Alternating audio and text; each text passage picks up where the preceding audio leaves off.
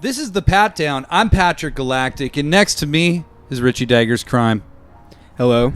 Howdy. Guys, introduce yourselves. Tell the good people what My you do. name's Richie Nelson. I am, I guess, the master of magicianship on Richie Daggers Crime. Director of sorts. That sounds about right. My name is Eric Ryan, and I'm co-pilot. Okay. All right. So I take it you guys are a fan of the Germs. Who? I think it's kind of weird. People keep asking me that question. Really?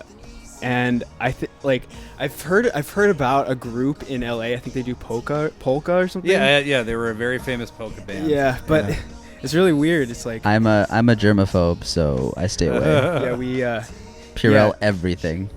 I think it's just a good name, and it's weird that there's a coincidence in that fact. Really? So Yeah. you had no connection to it? Not that I know of. I think, I gotta look more into it, I think.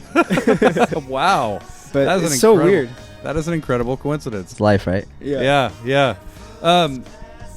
Because the thing is about that is like somewhere on some list of band names that I'm sure I wrote out, Richie Daggers Crime is somewhere on there. Because, I think a lot of people say because that. of the song. Yeah. You know, because I always just assumed that's what it had to have come from. So Richie, you're originally from Chicago. Mhm. What made Seattle like an appealing destination for you? Well, it started off with my education, I guess. I came out here for school. Okay. And Seattle it had a hold on me. My best friend, Maddie, was in Chicago, and we spent a lot of time musically together in high school, and it had always been like a really good collaboration between the two of us. And I think he said that he wanted to come out to Seattle, and so I was like, okay, god damn it, now I'm stuck here. Because I wanted to work with him, you know. Yeah. But no, really, Seattle is just it's just marvelous. It's nothing like just the natural, just the environment of it is hands down the thing that made me stay. Now you guys have been at this, you know, since you were both pretty young. How are the music scenes in Chicago and Seattle different? Well, the thing for when I was young, I didn't really get to experience the music scene in Chicago as much as I would want to have. Just because any major city, the scene is mostly 21 plus. And I was living in the suburbs, so I didn't really get a chance to make it out to the city. In my high school, everyone would go to all these DIY venues and like youth centers. And Right. It was the big thing. Like there was like 10 or 15 high school bands, and like every weekend we would meet up there. And I think that's really what, like, just the community aspect of it, and just how much fun we had, and just how reckless we were. Just the memories, I can't escape it, and I feel like it's still like formational to how my music is now and what I want to do with it and why I do it, really. Right. Well, and a lot of times I think in music, because the pay is so good that that the memories really are kind of your big payoff, you know, at the end of the day, because you do have these really weird, you meet these strange people. I wish I could cash them in. Yeah. That's a whole different kind of bonds. No kidding. Yeah. Cash that one in. Yeah. So, Richie, you started out as a solo artist. The first time I saw you, you were playing by yourself. You were playing violin, you were singing, you had like loops going on. Why did you decide to move to kind of more of a full band setup? I guess a lot of people were telling me that it would be wise. People I looked up to musically. Right. From a presentation standpoint. And I finished an album last year that it wasn't feasible to do it by myself. Right. You finally couldn't do it big. anymore. Yeah, so A little pig. Yeah, so loops take to do loops, you have to wait for each layer to be added. And I can't, I don't want to play to a click track, really. Right. I won't be opposed to it if it's natural and if it's right, or not click track, I mean to a track that's already pre-recorded. Right. But yeah, I guess it was just to overcome that and just how I had it in my mind. It adds more energy to the performance, and it was really the one thing that was out of my comfort zone. Right. And I needed to step out of that.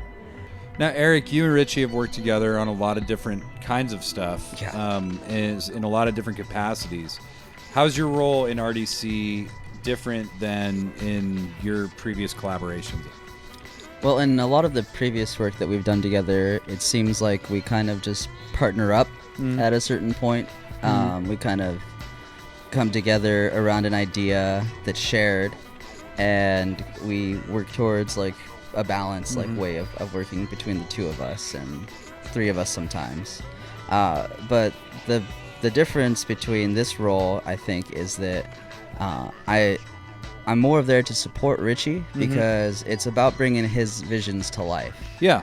And I am completely committed to doing whatever is necessary of me to help bring that manifestation into this world that we get to live in, because I believe that this guy's got amazing talent, and it's part of like my duty to be there to like help bring that to the level that needs to be get presented. The ultimate wingman. Yeah, and you know what? I'm also not the only one. We've got Right. the other core members of the group. It's really amazing teamwork. And yeah, we all get to take a glimpse of what's inside his head. Yeah. And like bring that together as like a group of people on a stage. You guys are always like hustling. You guys are always moving. You've recorded an RDC album. You're remixing other artists. You've done several collab tracks, and you're both deeply involved with your indie label, Cat Pack Records, who I understand has this amazing singer-songwriter that they're going to release a record for, named Patrick Galactic. I may have heard of this happening. Wow. Yeah. Wow. It's we've been keeping I this hear about this on guy the all the DL. time. I'm but usually telling myself about him. But, how do you guys... it's all following. How do you kind of prioritize to kind of keep everything rolling? Because it must be kind of a whirlwind of stuff. Yeah, it's like a constant every day having to reprioritize like what needs to be accomplished. And because Eric, you're doing like artist management almost type stuff, right? Yeah, I do. I've really taken on a lot of behind the scenes kind of roles, and it's just artist management is one of those things that you just don't turn off. Like you always have to be available to manage things. Yeah. And the other end is trying to be a creative presence too with RDC and solo projects. It's all like I said, it's an everyday kind of thing. Right. But thankfully we all have each other Yeah. that we can like lean up against, and Right. it's like we all have our backs to each other, so we're always looking out for one another. We're all brothers, like to the truest sense. It's Yeah. I've seen it It's- myself, guys. It's pretty incredible. It's when like a you have- commitment to a greater good. So I could talk to you guys like forever about this stuff, but we got to wrap up. Where can people find Richie Daggers Crime online? RichieDaggersCrime.com Yep. brings And more you updates will to be our coming. music. Cool. You can find us on Facebook as well. We're pretty active on the book. Cool. On the Book of Faces. Yeah, we're in the book. SoundCloud too, and we'll have an EP of covers coming out. Cool. It's gonna be fun. It's gonna come out sometime this summer. Still wrapping things up. Sure. Yeah, we got videos in the works as well. Nice. Yeah, I saw that. I saw you guys have been filming the row. Yeah. Very nice. yeah. Get the And Cat Pack film crew Yes, absolutely. working overtime. Represent. Guys, thank you so much for being my guests. thank you, It's been Patrick. great. This has been the Pat Down. I'm Patrick Galactic. This is Richie Daggers Crime, and we're saying goodbye. Peace.